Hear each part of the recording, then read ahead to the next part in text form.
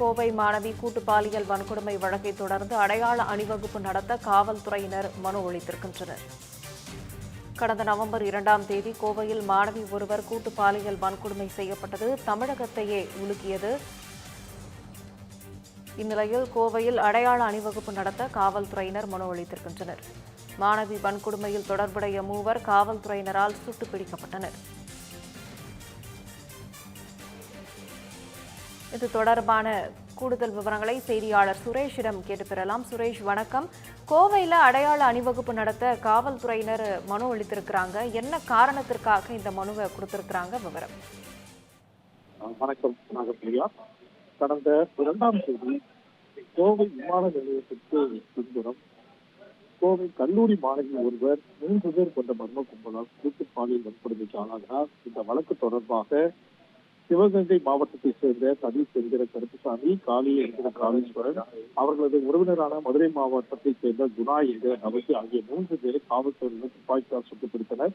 தற்சமயம் அவர்கள் கோவை அரசு மருத்துவமனையில் சிகிச்சை பெற்று வரும் நிலையில் இந்த வன்கொடுமை வழக்கில் முக்கிய ஆதாரமாக இருக்கக்கூடிய குற்றவாளிகளை அடையாளம் காட்டும் பாதிக்கப்பட்டவர் தரப்பில் மாணவி இருக்கிறார். அதன் அடிப்படையில் அவர்களை அடையாளம் காட்டி இவர்கள்தான் தன்னை துன்புறுத்தலுக்கு ஆளாக்கிறார்கள் என்பதை சட்டப்பூர்வமாக நிரூபிக்க வேண்டிய கட்டாயம் இருக்கின்ற காரணத்தினால் அவரை அடையாள அணிவகுப்பு நடத்தி அந்த நபர்களை அடையாளம் காட்ட வேண்டிய சூழலுக்கு மாணவி இருக்கிறார். அதற்காக அனுமதி பெறும் பொழுது கோவை மாநகர காவல்துறையினர் தற்போது கோவை ஒருங்கிணைந்த நீதிமன்றத்தில் மனு தாக்கல் செய்திருக்காங்க. இதற்காக கோவை ஜேஎம்சி நீதிபதி அப்துல் ரஹ்மான் அரசு மருத்துவமனைக்கு ஆல்ரெடி வந்து அங்கே சிகிச்சை பெற்று வரும் கருப்புசாமி, காளீஸ்வரன், நவசி ஆகியோர்கள் விசாரணை நடத்தினார்.